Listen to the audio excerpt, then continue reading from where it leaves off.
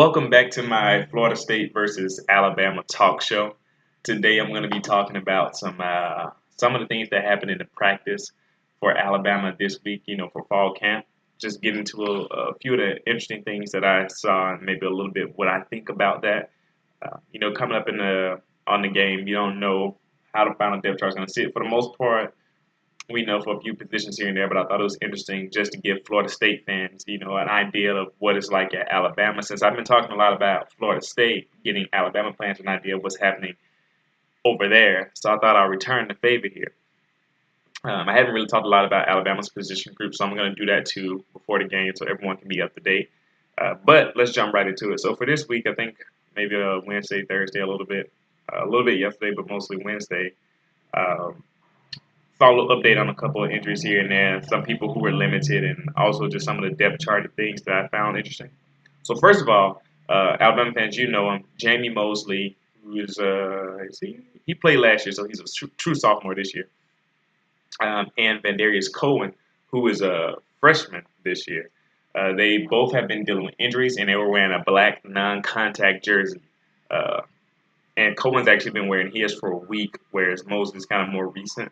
But they're dealing with injuries, so they were limited and off to the side on a bike, just kind of getting themselves some exercise in without dealing with too much. I think actually a siren or ambulance out there or something. Either way, the receivers and the tight ends are using tennis balls.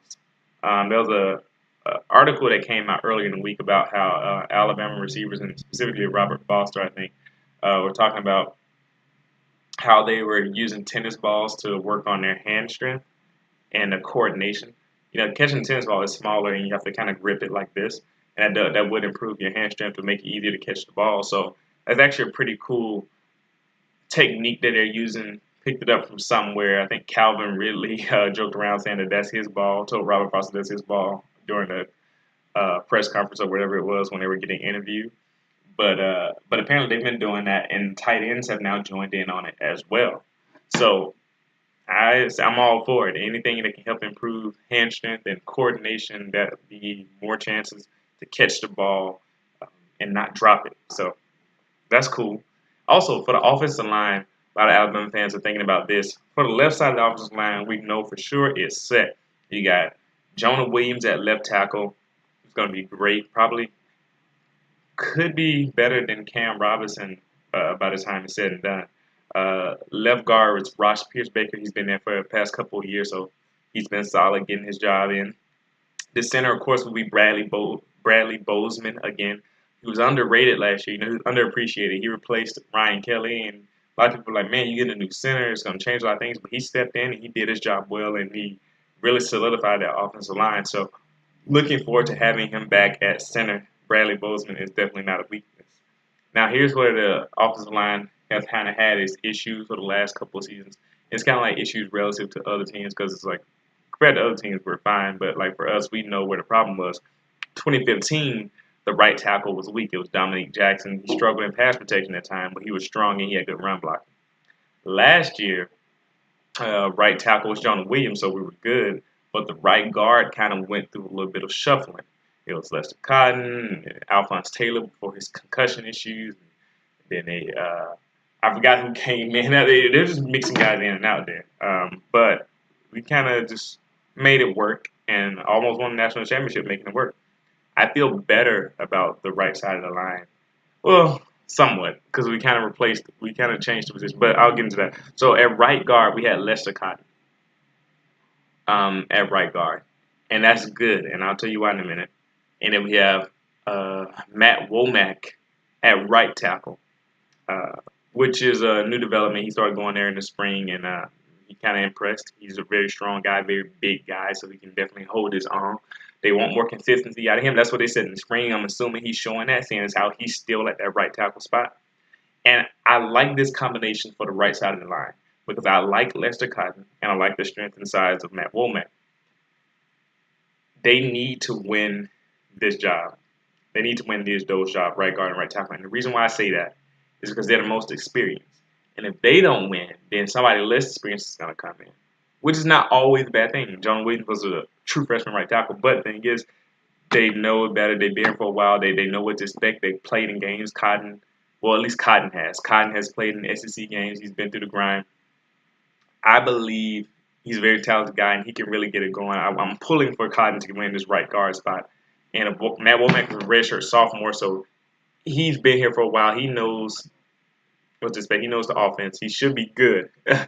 I want these guys to win it. It'll be something that less of a question mark. We'll somewhat know what we're getting, except with Womack because he hasn't played a lot. But I believe he'll be good. So it looks like right now the offensive line is Jonah Williams, Ross Pierce Baker, Bradley Bozeman, Lester Cotton, and Matt Womack. And here on Wednesday, I was reading and doing a little research. They showed the inside linebacker drills. These were the guys who were doing the inside linebacker drills.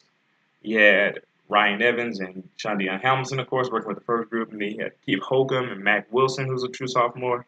Dylan Moses is a true freshman around there. Markel Benton, who I think he's a redshirt freshman. I think he came in last year's class, or he's a true freshman. One of the two. And Josh McMillan, who's been there for about 2 or 3 years. Ironically, though, I didn't see uh, Ben Davis in that situation, which is really interesting because I was wondering. Uh, I would figure that he would be somewhat in the run, especially over the true freshman like Dylan Moses, who just got there. But I think I remember, and I'll have to look into this for another video. I think I remember they said they were going to get Ben Davis a little work at outside linebacker as well as a rusher, just to see what he can do, not necessarily moving him there. So I was wondering if that was why he wasn't particularly there at that moment when the media saw the inside linebacker drills. Who knows? But I'll look into that and I'll come back on the video talking about that. Oh, two more people who are were a little bit limited on injuries, but just a little bit. They still were mainly practicing. Najee Harris, the freshman running back out of Antioch, California, who everybody loves and wants to see play. He's a bit limited. They say he had to slow down a little bit in practice this week. And then Anthony Averett, our best corner, he's being managed as well. He's a little bit limited. He did some drills on Wednesday, and some of them he didn't do. So they're just kind of make sure that he doesn't hurt himself, make sure he fully recovers. We're going to need him. So that's good. Get him healthy. Don't push him. Now, let's get into some of the offensive formation depth chart here on the offense, at least in terms of who's taking reps where. So, in our 3 receiver sets, of course, you got Calvin Ridley at one outside receiver spot. He's there. Then at the other outside receiver spot, this is what I'm really happy about. I talked about this. Robert Foster. Excellent. Meaning that he's in line to be starting this year and be a very productive guy. I can't wait for him to take the top off some defenses. But in the slot, this is what I find really, really interesting. I put a wow on my paper because I like it. He's a big guy, though. It's Cam Sims, who, oh, man, I've been pulling for him and Robert Foster to be healthy and just play. Cam Sims hurt a knee in his sophomore year, and it took him a while to recover, and he tried to come back last year and play a little bit more, but didn't play as much. So this year, I'm expecting some big things out of Cam Sims. He's going to be in a slot. He's 6'5", though. 6'5", 220, 230, something like that. Big guy. Maybe not that big. I think I'm telling you height he is, but weight-wise, I had to go check on it. But, yeah, he is a nice-sized guy, which is really cool. I like this possibility of the offense. He's the tallest receiver, I think, who will be in the starting lineup, at least in terms of our 3 wide receiver set. It'd be interesting to see what he can do working out of that slot. Post routes across the middle. Seeing him on a drag route as a big guy. That would be cool. So it looks like Calvin Ridley, Robert Foster, and Cam Sims will be the 3 receivers in the triple set for the receivers, which is what I really like. Another thing that's really interesting about this depth chart about the reps for the wide receivers, though, is who's backing up who. So Derek Keefe, who's been with the team for about 4 years now, who's kind of been hard to make an impact, but he's been sticking at it, and he may get an opportunity this year to get something going. He's backing up Ridley directly, so he's right behind Ridley at that X spot. And behind Foster is true freshman Jerry Jeudy. And a lot of you remember him from the spring game. He did his thing, played well, caught some passes from Tua Tagovailoa. He got the lucky one that bounced off the defender, but he still got the touchdown, so good ball skills. So he's obviously been proving it in practice for him to be right behind Robert Foster at the other outside receiver spot. So that's cool. And then directly behind Cam Sims is a guy Alabama fans remember, maybe not a lot of other people remember, is Xavier Marks, who's a redshirt. Was he a sophomore last year? Redshirt freshman, one or two. But he's a small guy, about 5'8". Uh, he's quick, fast. He return punts a little bit. It makes sense for him to be a slot receiver, and I like him in a slot receiver because he kind of provides like the opposite talent-wise thing behind Cam Sims. Cam Sims would be a bigger slot guy, a much bigger slot guy, and Xavier Marks would be the smaller, shifty slot guy, more like Brandon Cooks, Wes Welker like. And so that's cool to see like that contrast in slot receiver. And then the behind Ridley, third behind Ridley on the X spot is Devonta Smith, another true freshman, and third behind Foster is Tyrell Shavers, a true freshman. So these true freshman receivers that Alabama recruited. Oh, and also behind Marks and Cam Sims for the slot receiver is Henry Ruggs and Jadarius Townsend. One, two, three, four, five. Five true freshman receivers are either second, third, or fourth on the depth chart um, for playing time. So I didn't realize actually that we were getting that low on numbers. I see why we recruited so many receivers now. But they're doing their job. They're practicing hard. They're doing well. So that's just something interesting. Alabama fans, fellow fans, what do you think about the wide receiver position? What do you think about Cam Sims being in the slot? I find that really, really interesting. I don't even know what to say about it. It's just really interesting. Moving on, though. Second team defense is interesting because we know the first team defense somewhat. Well, actually, we got a little bit more information. So for sure, Deron Payne is going to be starting nose tackle. I mean, the guy's a monster. Florida State fans, you're going to know his name by the end of this game. That's just how talented he is. Deshaun Hand will most likely be, I think, strong side defensive end in our position, be to the right of Deron Payne. And finally, at that left defensive end spot, it looks like, based on what we've seen in practice from some notes, Raekwon Davis, true sophomore, Raekwon Davis is a big guy, 6'7", 300 pounds. He's going to be left defensive end. He was working with the first team D line, getting reps in a way in practice this week, ahead of Isaiah Buggs, the JUCO transfer, who was a big time prospect coming in. But Buggs is right behind him, so those guys are really fighting for that job there. That's really interesting to see. I like that. But Raekwon Davis is taking a step. So it looks like the first string defensive line at this moment is going to be Raekwon Davis, Deron Payne, and Deshaun Hand. Nice. Linebacker, of course, is going to be Rashaan Evans and Sean Dion Hamilton. For the outside linebacker spots, this is the nickel package. I'm not going to go to the outside linebackers yet because that's a whole other story. And then for the corners, it's going to be Anthony Averett, and Trayvon Diggs is still getting his work there in the outside corner spot. And in the slot is Tony Brown, which is really cool, big guy, fast as well, so he can cover a lot of guys in that slot. I like Tony Brown there. Although I really want to see him at corner too. He just has a good body for corner, which is really cool. And maybe, Diggs is too long for the slot. But yeah, that's something interesting. And of course, at safety is Minka Fitzpatrick at free safety and Ronnie Harrison at strong safety. So that's the nickel package on defense. So you kind of see who's where. I like that. Alabama fans, what do you think about Raekwon Davis being a starter? He's a monster. He's a talent. He's tall, long, strong, fast. He's a big guy. I like him. But here's some interesting things about the second team defense. Second team defense is interesting. Remember I said Jared Maiden is at corner? Jared Maiden is at the field corner spot on the second team defense, and Nigel Knott is right behind him, and Nigel Knott's a redshirt freshman. Jared Maiden is a true sophomore. Levi Wallace, who we talked about earlier, who I really like, and who some of you showed that you like too, Levi Wallace was working at the boundary corner position, I believe. And it maybe flip was Maiden at boundary and was Levi at field. Either way, one of those is happening. But Levi Wallace actually was on first and reps for the second team at a corner spot and not on the dime. So I like that. I love Levi Wallace, so that's encouraging to me to see him there. And then at true freshman Xavier McKinney was playing at the I think strong safety spot for the second team defense.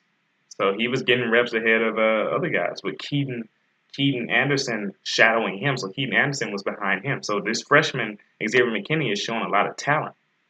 And then Hootie Jones, of course, was at the first safety spot with free safety, but Deontay Thompson was behind him. And with Deontay Thompson is a true sophomore, Hootie Jones is a senior. So Hootie Jones' experience is paying off, and he's getting an opportunity now to shine after backing up the position for the last 3 years. And now Shaheem Carter, who played a good bit last year, he was at the star spot. So he's the starting slot receiver, the nickelback. And I like that. His body type actually fits a slot corner type, slot corner type player. I like him there, actually. I think that'll be good. And he played there at the Ole Miss game, I believe, when Minka got hurt. No, not when Minka got hurt. It was when Minka. I don't remember which game. Maybe Minka did get dinged up in that game, but somehow Carter had to come in. It may have been the game where Eddie got hurt and we moved Minka to safety. I don't remember at this exact moment, but at some point when Minka couldn't play corner, they moved Shaheem Carter down last year, and he played a little bit, and he held his own. So he's at nickelback. I like that. And then, of course, now, so here's talking about those inside linebackers again. This video is longer than I thought it would be, actually, but more to merrier. McMillan and Moses were together at one inside linebacker in their drills. Let me see. Yeah.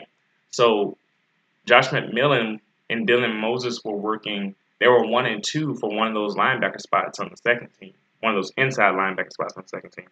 And then Matt Wilson and Keith Holcomb were at another spot. So on the two inside linebacker positions, Dylan Moses and Josh McMillan were battling for one of those spots. And at the other one, Matt Wilson and Keith Holcomb were battling for another spot.